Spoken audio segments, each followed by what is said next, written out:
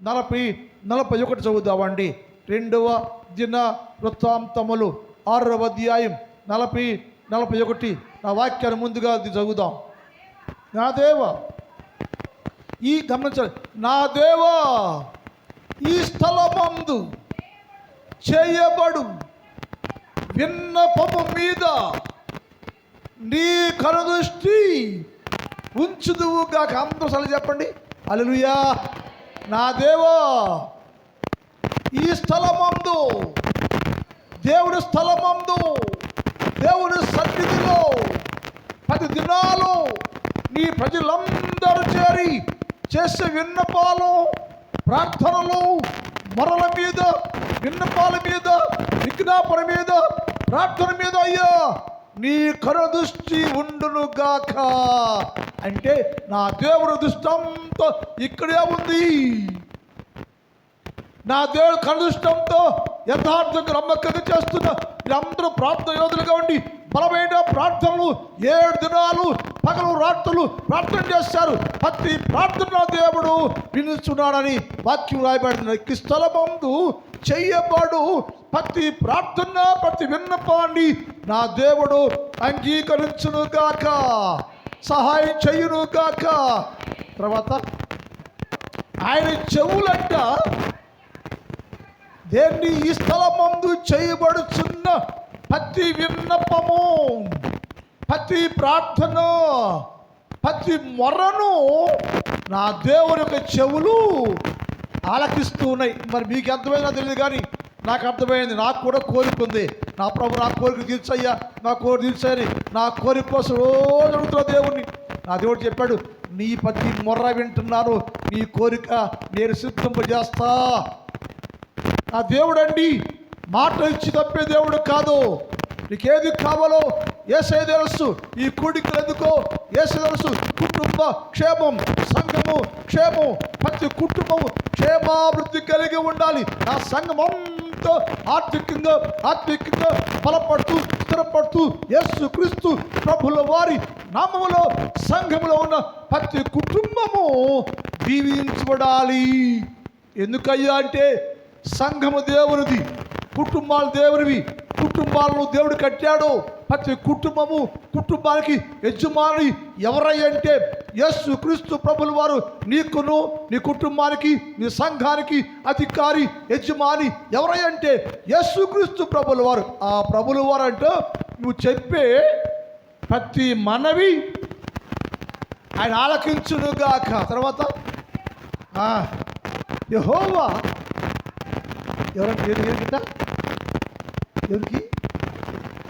ఎవరికి బలమునకు ఆధారమగు దేవ, నాకును నా బలానికి నా ఇంటికి ఆధారమగు దేవా, నీ మందస్సమును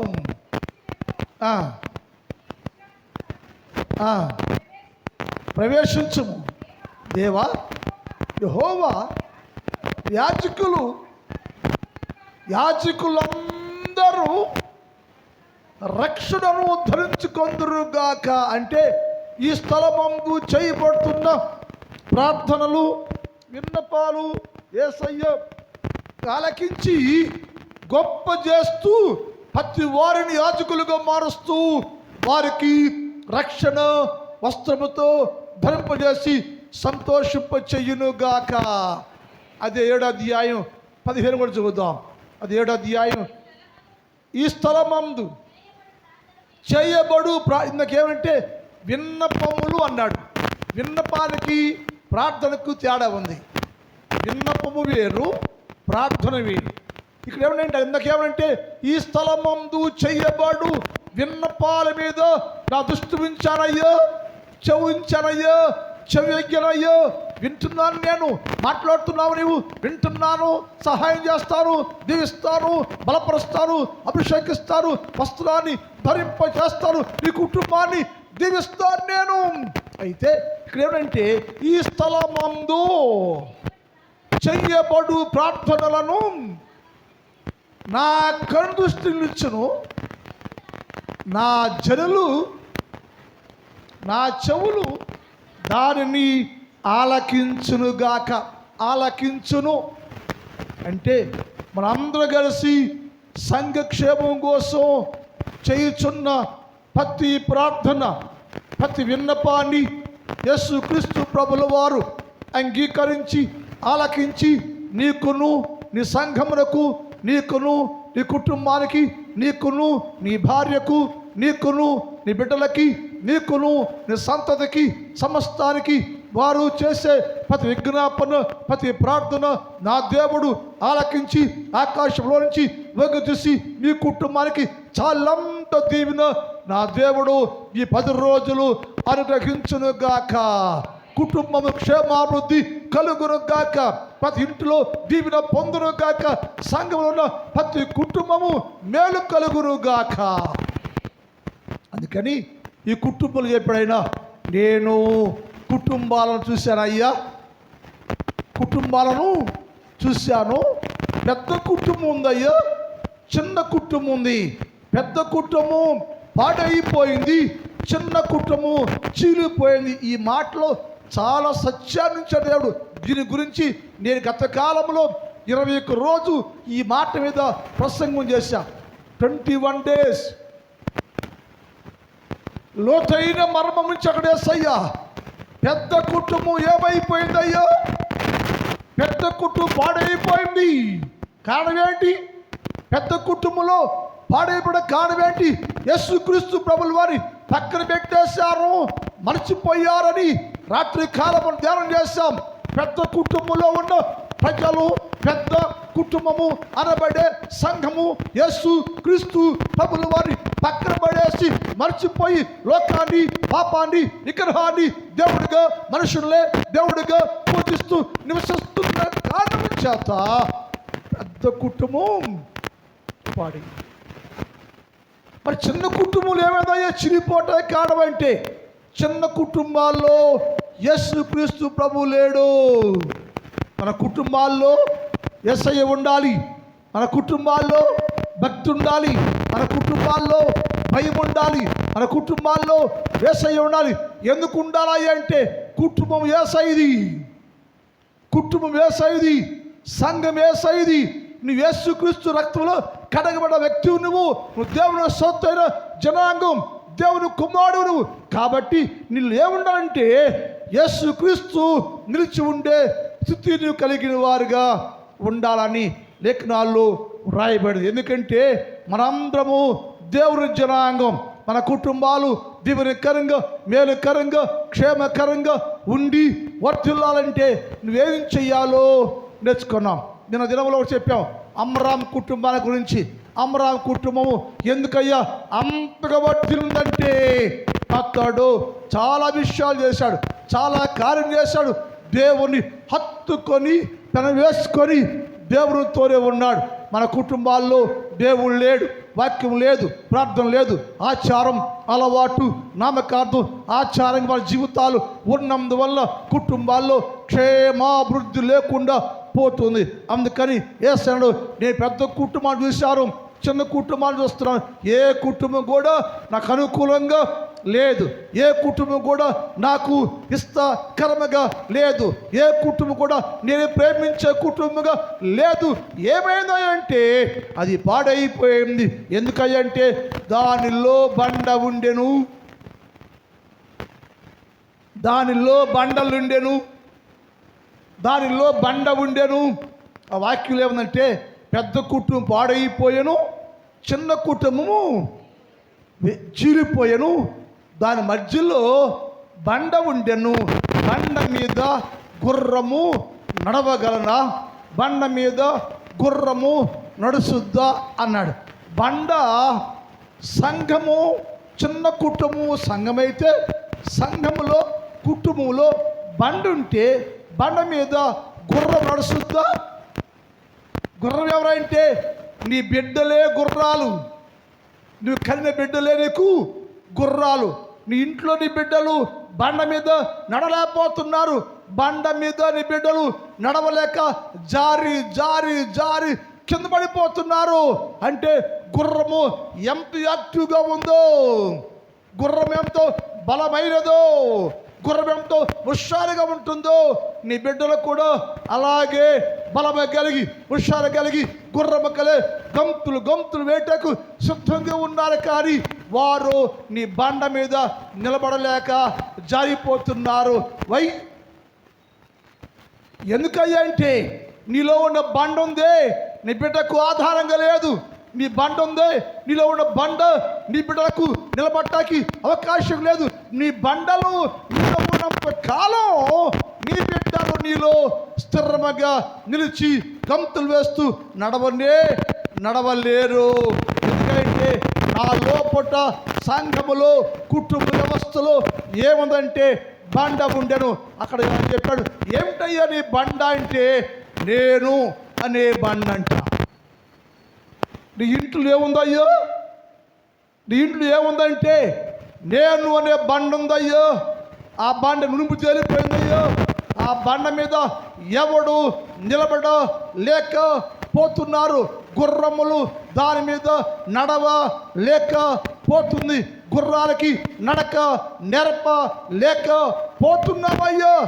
ఏమనంటే నీలో ఉన్న బండ నునుపు తేలిపోయిందయ్యా. ఏ బండ అంటే ఏమనంటే నేను అనే బండ. నేను గొప్ప, నేను అనే అహంతోటే, నేను అనే ఉద్దేశాలతోటే ప్రతి క్రైస్తవుడు ఉంటున్నాడయ్యో.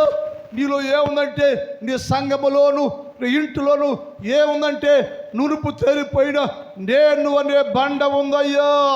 సంఖ్యాకాండం 16వ అధ్యాయం 3 చదువుదాం. సంఖ్యాకాండం 16వ అధ్యాయం 3వ చదువుదాం. సంఖ్యాకాండం అహరోనులకు మోషేకును అహరోనుకు విరోధముగా పోగుబడి మీతో మాకు పనే లేదయ్యా అంటే ఎవరితో లేదంట?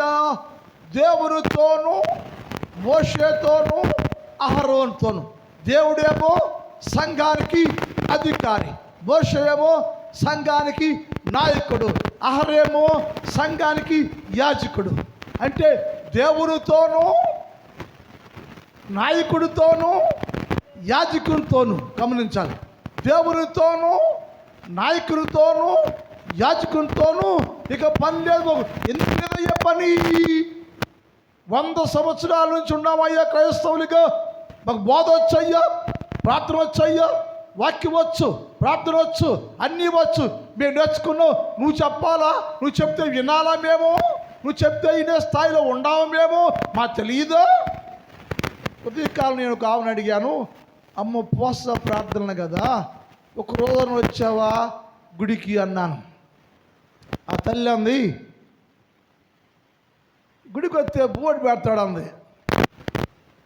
గుడికి వస్తే బూడి పెడతాడయ్యా అంది. అంటే మరి ఎవరు బతికిస్తున్నారు నిన్ను? నాకు అర్థం కాల. సో ఆ మాట ఎండిపోయింది అనుకో. నేను ఫీల్ అయ్యా. ఎలా అంటే ఇంత దుర్మార్గుడు మన యేసయ్యా, యేసుప్రభు ఇంత దుర్మార్గు ఉన్నాడా? గుడికి వస్తే భూమి పెట్టొచ్చు మాకంటే పనికి వెళ్ళావు, నువ్వు పని చేసి ఇంటికి వస్తున్నావు. అర్థం ఏంటి? నువ్వు పనికి పంపించి పని చేసి రూపాయి సంపాదించుకుంటాకి శక్తి, సామర్థ్య, బలము ఎవరిచ్చారు? నీకే వచ్చింది కాదు, అది నా దేవుడండి. నువ్వు విలువ లేకపోయినా, గౌరవం లేకపోయినా, మార్పు లేకపోయినా, మారు మనసు లేకపోయినా, భక్తి లేకపోయినా, బతుకు తెరువు కోసం యేసు క్రీస్తు ప్రభుని అడ్డం పెట్టుకుంటున్నా నా దేవుడు ప్రతి క్షణము నిన్ను ఆయన రెక్కలు చాటున్న భద్రపరిచి బలపరిచి కష్టపడి సంపాదించుకుని నీ కుటుంబాన్ని పోషించే గొప్ప సామర్థ్యం ఇచ్చిన వాడు నా యేసు క్రీస్తు ప్రభుల వారు, నువ్వు కాదు. నీ బలం చూసుకుని నేను నాకేంటయ్యో? నువ్వు చెప్పేదేంది? నువ్వు చెప్తే రావాలా? నువ్వు చెప్తే వినాలా? నువ్వు చెప్తే మారాలా? మా తెలియదా? ఎప్పుడు రావాలో, ఎప్పుడు మారాలో, ఎప్పుడు వినాలో మా తెలియదా అనేటువంటి అనే నేను అనే ధోరణితో ఉంటే వాళ్ళు అన్నారంట, మోషే నీతోనూ అహరోనుతోనూ విరోధముగా పోగుబడి ఇక మీతో మాకు పని లేదయ్యా, మాకు అన్నీ వచ్చయ్యా. అందుకని కుటుంబాలు చీలిపోతున్నాయి, కుటుంబాలు చీలిపోయింది, పెద్ద సంఘం పాడైపోయింది. ఎందుకయ్యా అంటే నేను తెలుసు, నాకు అంత వచ్చు, అంత తెలుసు అని అహంకారం నీలో ఉండిపోయింది. అహంతో ఉండవు నీవు, నీ అహమే నిన్ను నీ దేవుణ్ణి వేరు చేస్తుంది. అందుకే నీ కుటుంబం అనగా పెద్ద కుటుంబం పాడైపోయింది, చిన్న కుటుంబం చీలిపోయింది. యేసయ్యకే చోటు, వాక్యానికే చోటు లేక ఏమీ రాకపోయినా అంత వచ్చని నిన్ను నీవు హెచ్చించుకుంటున్నావయ్యా, హెచ్చించుకుంటున్నావు, నీవు గొప్ప చేసుకుంటున్నావు, నీవు నా యేసు ప్రభుల వారు బయట పెట్టేశావు. నీవు యేసయ్య అన్నాడు, మోషేకును అహరోనుకును విరోధముగా పోగుబడి ఇక నీతో మాకు పనేమీ లేదు. ఈ సర్వ సమాజములోని ప్రతివాడును ఎవడంట? ఈ సమాజములో, నీ కుటుంబములో, నీ సంఘములో ఉన్న ప్రతివాడు పరిశుద్ధుడేనంట. మరి అందరూ పరిశుద్ధులైతే నిన్న మోషేకి ఏం చెప్పాడు? అయ్యా మోషే, నీ సమాజాన్ని సమకూర్చయ్యా. నవ్వొచ్చుగా, నవ్వకూడదు. ఎందుకని? నేను నవ్వితే ఎటకారంగా ఉంటుంది. మరి ఎందుకు ఇలా అవుతుంది అవస్థ? మోషేతో పని లేదంట, అహరోన్తో పని లేదంట, దేవునితో పని లేదట, మీతో పని లేదయ్యా. మరి ఎవరు చేస్తారయ్యా అంటే మేము చేసుకుంటామయ్యా. అప్పుడు మాటది, ఈ సర్వ సమాజంలో అందరూ పరిశుద్ధులే అంటే గుడికి వచ్చే ప్రతి వాడు పరిశుద్ధుడేనా? పాట పాడితే పరిశుద్ధుడేనా? ప్రార్థన చేస్తే పరిశుద్ధులేనా? బైబిల్ పట్టుకుంటే పరిశుద్ధులేనా? అంటే నీకు నీవు హెచ్చించుకుంటున్నావు, నీకు నువ్వు గొప్ప చేసుకుంటావు. నేను గ్రేట్, నాకంతా వచ్చు, నేను పరిశుద్ధుడిని. దేవుడితోను, మోషతోను, యాజకుడితోను, లేవితోను, అహరోనుతోను పని ఏమీ లేదు. నువ్వు పంచొద్దయ్యా, నువ్వు చెప్తే వినాలా మేము? మా తెలియదా అని సమాజములో అందరము పరిశుద్ధులమే, అందరము పాస్టర్లమే, అందరము సావుకులమే, మా తెలుసయ్యా, మాకు వచ్చయ్యా అని అహంకారము నీకున్నందువలన ఆ బండ నీలోను, నీ ఇంటిలోను, నీ ఒంటిలోను ఉన్న ఆ బండ వలన నీవు గుర్రము నీ మీద నడవలేకపోతుంది.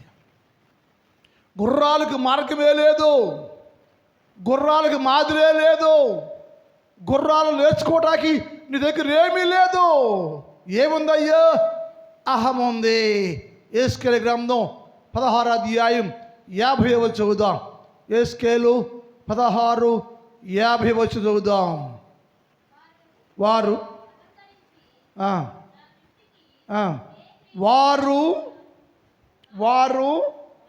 అహంకరించి, ఏంటంటది? అహంకారం, నేను అహంకారం అనే బండ నీలో ఉంది. వారు అహంకరించి నా దృష్టికి ఏంటంట? హేయ క్రియలు చేశారట. ఎప్పుడు? ఎలా చేస్తున్నారు? అహంకారం, గర్వం, నాకు తెలుసు, నాకు వచ్చని వారందరూ అహంకరించి నా దృష్టికి హేయ క్రియలు చేసిరి. వారందరూ అహంకరించి గర్వించి నా దృష్టికి హేయమైన క్రియలు చేసినందువలన పెద్ద కుటుంబం పాడైంది, చిన్న కుటుంబం పగిలిపోయింది. అయ్యా, నేను అహంకారం, వారందరూ అహంకారముగా ఉన్నందువలన అహంకార దృష్టి కలిగి ఉన్నందువలన పెద్ద కూటము పాడైపోయింది, చిన్న కూటము చీలిపోయింది అయ్యా. ఎందుకంటే నాకు వచ్చయ్యా, నాకు తెలుసు అయ్యా, నేను గ్రేట్ అయ్యా, నేను గ్రేట్ అయ్యా, నాకు ఎంత తెలుసు అని అనుకుని వారు ఎవరికి వారు అహంకార దృష్టి కలిగి ఉన్నందున్న అహంకారముగా జీవిస్తుందో, నీ అహంకారం అనే బండ నీలో ఉన్నందున నీ బండ మీద నీ పిల్లలోనే గుర్రాలు నడవలేక జారిపోతారయ్యా. నీలోనే అహంకారం ఉంటే నీ బిడ్డకి ఏం నేర్పిస్తావు నీవు? నీ పిల్లలకి ఏం నేర్పిస్తావు నీవు?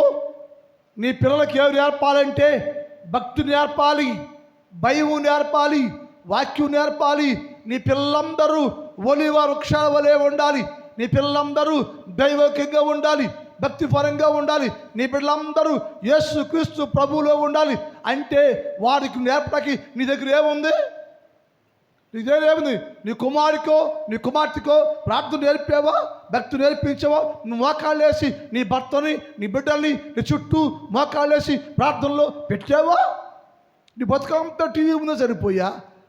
ఆడికేం చెబుతాను? అర్థమవుతున్న భాష? నీ బతుకంతా టీవీ ముందు సరిపోయా?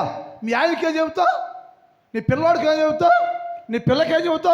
అందుకే నీ పిల్లకు ఒకవేళ దైవజనులు నీ పిల్లల్ని భక్తులు చేద్దాం, విశ్వాసం చేద్దాం, ప్రార్థనా పరులు చేద్దాం, దవికి మార్గంలో పెడదామనుకుంటే ఆడెవడే చెప్తాకే? మా తెలియదా? మా బిడ్డలకు మా తెలియదా అంటున్నావు నీవు. నీ బిడ్డకు ఏం తెలుసు నీకు? నీ బతుకు మారితే నీ పిల్లలు చెబుతావు. నీ బిడ్డలేమో భక్తిగా ఉంటానంటున్నారు, నీ బిడ్డలేమో ప్రార్థనలో ఉంటారు అంటున్నారు, నీ బిడ్డలేమో వాక్యంలో ఉంటారు అంటున్నారు, నీ బిడ్డలేమో నీ సేవలో ఉంటావు, నీ సేవ చేస్తావు అంటున్నారు. నువ్వేమో నువ్వేందుకు సేవ చేసేదా అని నీ బిడ్డలు నువ్వు తొక్కేస్తున్నావు, పాడు చేస్తున్నావు, పత్రం చేస్తున్నావు. కారణం ఏంటంటే నీకు భక్తి లేదు, నీకు మార్పు లేదు, ఆ భక్తి ప్రార్థన విలువ నీకు తెలియదు.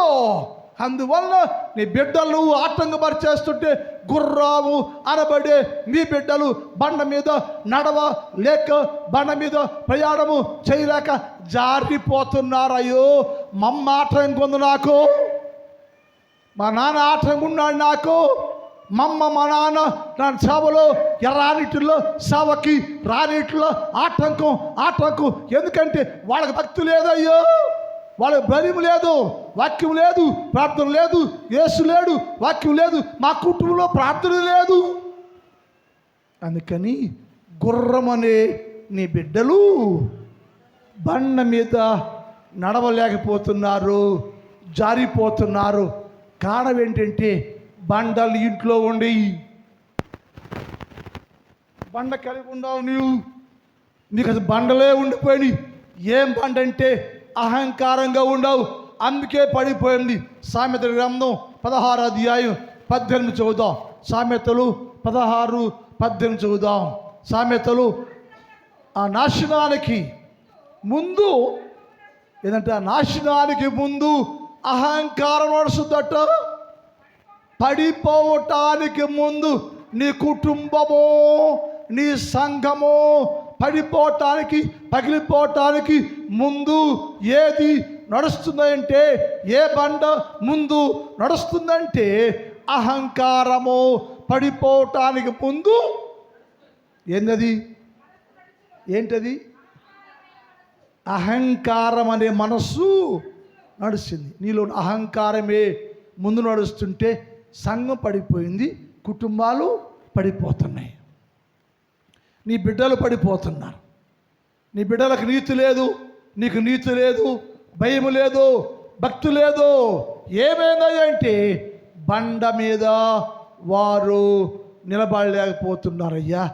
ఏం బండ ఉందంటే ఒకటేమో నేను అనే బండ ఉంది, రెండేమో అహంకారము అనే బండ ఉంది, మూడేమో ఆటంకపరిచే బండ నీ ఇంటిలో నీ సంఘములో నీ కుటుంబంలో ఉన్నందువలన నీ బిడ్డలు అనబడే గుర్రాలు బండ మీద నడుతుర్రా? అహంకారములో నడుస్తారా? అహంకారంలో నడిపిస్తావు. నీ బిడ్డలు వాక్యములో నిలబడలేకపోతున్నారు. గుర్రాలు అనే నీ కుమారుడు, గుర్రం అనే నీ కుమార్తె, గుర్రం అనే నీ బిడ్డలు బండ మీద నిలవలేక నడవలేక జారిపోయి కింద పడిపోతున్నారు. కారణం ఏంటంటే నీలో బండ ఉంది, ఆ బండ మీద నునుపు ఉంది, అది సరైంది కాదు. అందుకని బండలు నీలో ఉన్నందువలన గుర్రాలు నీ మీద నిలబడలేక, గుర్రాలు అనబడే నీ బిడ్డలు నీలో నీ బండ మీద గంతులు వేయలేక, గంతులు వేయాలి అనుకుంటున్నారు. నీ బిడ్డలందరూ ప్రార్థనలో, వాక్యంలో, భక్తిలో గంతులు వేయాలి అనుకుంటున్నారు. అందుకు తల్లిగా నీవు, తండ్రిగా నీవు, కుటుంబంలో ఉన్న నీవు ఆటంకపరిచి అహంకారంతో పడిపోతే వారిని కట్టలేకపోతున్నావు. నీవు ఈ బిడ్డలు నీకు ప్రార్థన రాదు, పాట రాదు, భక్తి లేదు, క్రమం లేదు, కట్టుబాటు లేదు. నీ మాయనికి కూడా, నీ భర్తకు కూడా క్రమం లేదు, కట్టుబాటు లేదు, భక్తి లేదు. పాపంలో పొరలాడుతున్నారు మీరు ఇరువురు. నీ బిడ్డలకి ఏం నేర్పిస్తావు? నీ బిడ్డకి? నీ బిడ్డ ఏమన్నదంటే, అమ్మ నీ సేవ చేస్తావు, నీ ప్రార్థన చేస్తావు, భక్తిగా ఉంటావు, ప్రభుత్వం ఉంటా, ప్రార్థనలో ఉంటా, వాక్యంలో ఉంటా అని బిడ్డలు ఆశపడుతుంటే తల్లిగా, తండ్రిగా నువ్వేం చేస్తాడు? ఆ మాట నాలు. ఏం ప్రార్థన,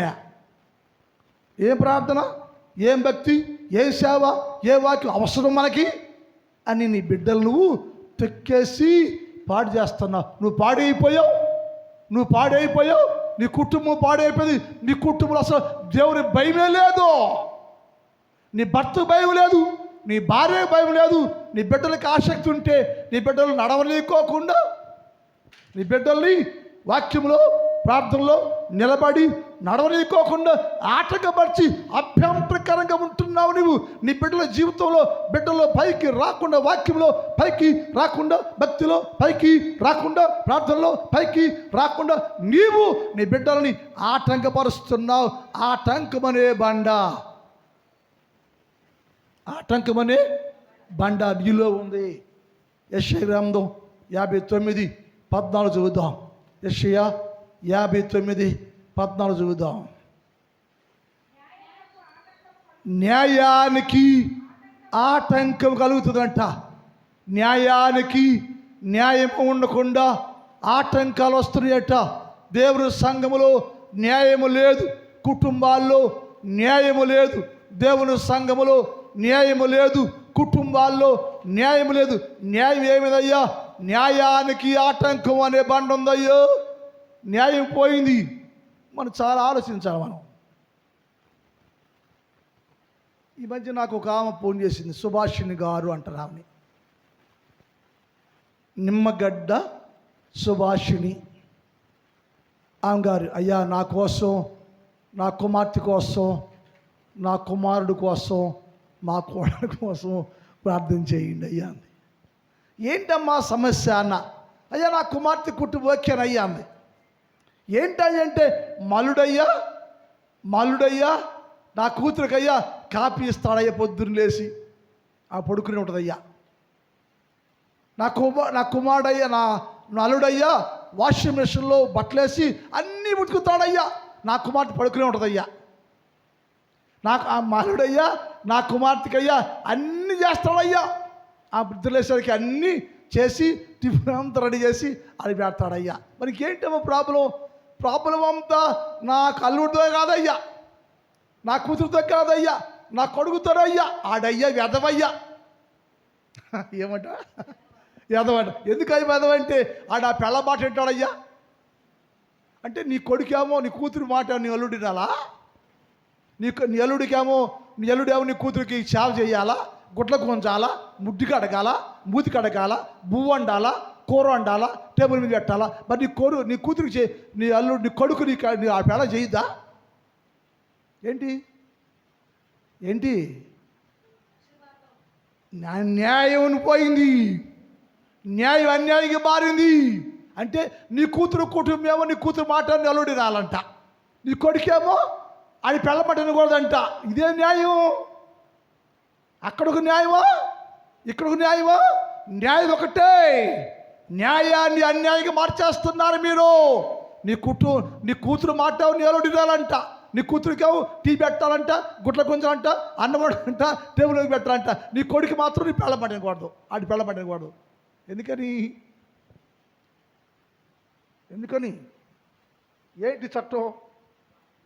ఏంటి చట్టం? నీకు న్యాయం, నీ కూతురుకు న్యాయం, నీ కొడుకు ఒక న్యాయమా? నీ కూతురుకు న్యాయము, నీ కోళ్ళకు ఒక న్యాయమా? న్యాయం ఒకటే. వాడి పెళ్ళం చేసుకోని తప్పేంది? వాడి భార్యకి పని చేస్తున్నాడు, వాడి భార్యకి నేను పొద్దున నా భార్యకి దాన్ని ఏమంటారు బీపీ గ్యాస్ ట్యాబ్లెట్ ఇచ్చేసి ఇస్తున్నాను. గ్లాస్ నీళ్లను బిళ్ళ పాలు గరప్పుడే వచ్చాడు. అయ్యగారు నువ్వేంటి అమ్మగారికి పని చేస్తావా అన్నాడు. ఏమో నాకు నా సంగతి నేను చెప్తా. మరి ఎవరు చేస్తాడు మరి నా భార్యకి? నేను హీరోనే, జీరో కూడా మారాలి. హీరో ఒకసారి జీరోకి కూడా మరి తప్పేం కాదు కదా. నాకు అన్నీ చేసింది, ఇలా ఉంటానంటే భార్య కారణం కదా. మరి ఆమె చిన్న కన్నుకు ఆపరేషన్ అయితే నేను బిళ్ళలు ఇవ్వళ్ళా, నీళ్ళు ఇవ్వళ్ళా, పాలు ఇవ్వళ్ళా, సహాయం చేయబడలే? నేను చేయాలి. ఎందుకని? భార్య అయినా కొడుకైనా నేను మా అబ్బాయి ఇచ్చాడు, నా కాళ్ళు వచ్చింది, పని చేసేస్తుంది, పని చేయాల్సిందే. మా కోళ్ళని నా కొడుకు కూర్చుంటే నా కోడలు వెళ్దామంట, కుదరదు అన్నాడు అబ్బాయి. ఎందుకని? పిండి రుబ్బి పప్పు రుబ్బి అన్నీ చేసి పని అంత అయినాకి వెళ్దామన్నాడు. నీ అంట కూతురుకైనా ఒకే న్యాయం, కొడుకైనా ఒకే న్యాయం. న్యాయాన్ని అన్యాయంగా మారిపోతుంది కుటుంబాల్లో. అందుకే కుటుంబ వ్యవస్థ పగిలిపోతుంది. వాడి పెళ్ళాన్ని తీసుకెళ్ళి ఎరుగుండిపోతున్నాడు. నిన్ను ప్రేమించట్ల, అమ్మగా తల్లిగా తండ్రిగా నిన్ను నీ బిడ్డలు ప్రేమించట్లం లేదు. కారణం ఏంటంటే నువ్వేమో కూతురు దగ్గర ఒక రకంగా, కొడుకు దగ్గర రకంగా. నేనంట కొడుకైనా కూతురైనా కోళ్ళైనా కొడుకైనా అల్లుడైనా సమానంగా చూడు, సమానంగా ఉండు, న్యాయంగా ఉండు. నీ కూతుర్ని ప్రేమించు, నీ కోడలను ప్రేమించు, నీ కొడుకుని ప్రేమించు, నీ అల్లుడిని ప్రేమించు. అందరూ ఒకే రీతిలో న్యాయమైన ప్రవర్తనతో ఉంచయ్యా, అప్పుడు దీవించబడతావు. ఏమైందయ్యా ఏంటి? కూతురికి ఒక న్యాయం, కోళ్ళకు ఒక న్యాయం. ఇక్కడ పాడయ్యింది వ్యవస్థ పాడయ్యింది. ప్రార్థన లేదు, భక్తి లేనందువల్ల ఇలా భేదాలు వస్తాయి. ఏ కుటుంబంలో నిజమైన ప్రార్థన ఉంటే, కుటుంబంలో నిజమైన ప్రార్థన పర్రాలుగా యజమానురాలు ఉంటే, తల్లి ఉంటే, తండ్రి ఉంటే, అత్తుంటే, మామ ఉంటే అందరూ సమానంగా చూస్తావు. కానీ ఏమైందంటే న్యాయము అన్యాయంగా మారింది. ఎక్కడయ్యా? కుటుంబ వ్యవస్థలో న్యాయము అన్యాయంగా మారిపోయింది. ఎందుకంటే భర్త ఏమో కొడుకేమో ఏ పని చేయకూడదంట. ఈ పని ఆ నెలుడు చెయ్యాలా? మరి ఏంటి? ఆడొక పాకివాడా, ఎల్లుడు కుక్క, కొజ్జవాడా, ఎదవా, బేవర్సగాడాడు నీ ఎల్లుడు. మరి ఎల్లుడు ఎందుకు చేయాలా పనులన్నీ? నీ ఎల్లుడు మాట, నీ కూతురు మాట నీ ఎల్లుడు ఎందుకు వినాలా? ఏంటంటే ఆకాశం దిగిపడుతుంది కూతురు ఏమన్నా ఏంటి? కాదు. ఆమెైనా మనిషే, ఈమైనా మనిషే, ఆయనైనా మనిషే, నీ కొడుకైనా మనిషి. చట్టం ఒకటే ఇక్కడ. చట్టం మారకూడదు,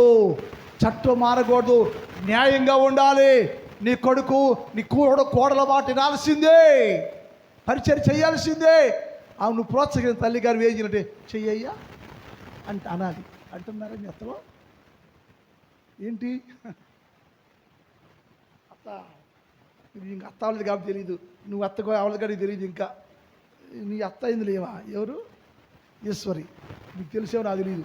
నీ అన్న అత్తలారా, అమ్మలారా, నీ కొడుకుని ప్రేమించినట్టుగా ఎల్లుడిని ప్రేమించు, నీ కూతురు ప్రేమించినట్టుగా నీ కోడలను ప్రేమించు. న్యాయం ఒకటేగా ఉండాలి. నీకు న్యాయం ఉండకూడదు, నీ కూతురుకు న్యాయము, నీ కొడుకు న్యాయము ఉండకూడదు. న్యాయం ఏంటంటే అన్యాయంగా మారింది. కారణం ఏంటయ్యో? భక్తి లేదు, ప్రార్థన లేదు, వాక్యం లేదు. నిజమైన ప్రార్థన జీవితం నీకు లేని కారణం చేత న్యాయాన్ని అన్యాయంగా మార్చి నీకు ఒక న్యాయం, నీ కొడుకు ఒక న్యాయం, నీకు ఒక న్యాయం, నెలడుకు ఒక న్యాయం, నీకు ఒక న్యాయం, నీ కూతురు ఒక న్యాయం, కొన్ని న్యాయాలు మార్చేసి అన్యాయం చేస్తున్నావు నీవు. అన్యాయం అనే బాండ నీ ఇంట్లో ఉంది. న్యాయం కోల్పోయావు, నీతి కోల్పోయావు. నీ బిడ్డలు నీ మాటల్లో, నీ బిడ్డలు నీ దగ్గర ఏం నేర్చుకుంటారయ్యా? ఏం నేర్చుకుంటారు? బిడ్డలకి మాదిరిగా ఉండాలి, బిడ్డలకి మాదిరిగా ఉండాలి. బిడ్డ ఆలోచన గ్రహించాలి, బిడ్డ ఉద్దేశం గ్రహించి బిడ్డలను ప్రోత్సహించు, ప్రార్థనలో ప్రోత్సహించు, సేవలో ప్రోత్సహించు, భక్తిలో ప్రోత్సహించు, సేవకు ప్రోత్సహించు, సేవకు ప్రోత్సహించు, సేవకు నడిపించు. అమ్మా నువ్వు సేవకి వెళ్ళమ్మా అని ప్రోత్సహించు. దరిద్రాలకు ఉండబాక, ఈ కొంపలో ఆటంకం బండకు ఉండబాక, ఆటంకంగా ఉండబాక, అన్యాయంగా ఉండబాక, బిడ్డల జీవితాలు పాడు చేయబాక. నువ్వు పాడైపోయావు, నువ్వు పస్తురాలు అయిపోయి, నువ్వు బేవరస జీవితం జీవిస్తున్నావు. నీవు నీ బిడ్డలు ఎందుకు పాడు చేస్తావు? నీకు భక్తి లేదు, భయం లేదు, ప్రార్థన లేదు, వాక్యం లేదు, నీకు లేదు, మీ ఆయనకి లేదు. ఆ బిడ్డలన్నా బాగుపడని, ఆ బిడ్డలను సేవలో ఉండని, ప్రార్థనలో ఉండని, భక్తిలో ఉండని, భక్తిగా పెదగని, భక్తిగా పెంచమా అమ్మా అని చెప్పాలంటే నీకేముండాలి? నీకేముండాలి? ఈశ్వరి నీకేముండాలి? నీకేముండాలి? భక్తి ఉండాలి. నీకేముండాలి? భక్తి ఉండాలి. అప్పుడే నువ్వు నీ బిడ్డని ప్రార్థనలో ప్రోత్సహిస్తావు. నీకు రెండూ లేకపోతే నీ బిడ్డలు ఏం అవుతారంట? ఇక్కడ టీవీ చూడాలా, పెళ్ళైనా కూడా టీవీ చూడాలి. ఇక్కడే ప్యాషన్గా ఉండాలా, పెళ్ళైనా కూడా ప్యాషన్గా ఉండాలి. ఇక్కడ బేవరస తినాలా, పెళ్ళైనా కూడా ఎలుడు నువ్వు కూతురు కూడా బేవరసగానే ఉండకూడదు. అలా ఉండకూడదు. నీ బిడ్డల క్షేమాన్ని కోరుకోవాలి, నువ్వు నీ బిడ్డ బాగు కోరుకోవాలి. నీ బిడ్డ గుర్రాలుగా ఉన్నారు. గుర్రము బండ మీద నడవగలదా? నడవలేదు. ఎందుకని? నువ్వు బండమైపోయావు. నువ్వు బండగా ఉంటే నీ దగ్గర నీ బిడ్డలు ఏమి నేర్చుకుంటే వాళ్ళు బాగుపడతారమ్మా. అందుకని యేసయ్య అన్నాడు, పెద్ద కుటుంబము పాడైపోయింది, చిన్న కుటుంబము చెడిపోయింది, పగిలిపోయింది. కారణం ఏదంటే అక్కడ బండలు ఉండేను. ప్రార్థన మిగిలిన భాగాన్ని రాత్రి ధ్యానం చేద్దాం, ప్రార్థన చేసుకుందామండి. యోహాను గారు వచ్చి ప్రార్థన చేస్తారు. ప్రార్థన చేసుకుందాం, ప్రార్థన చేద్దాం.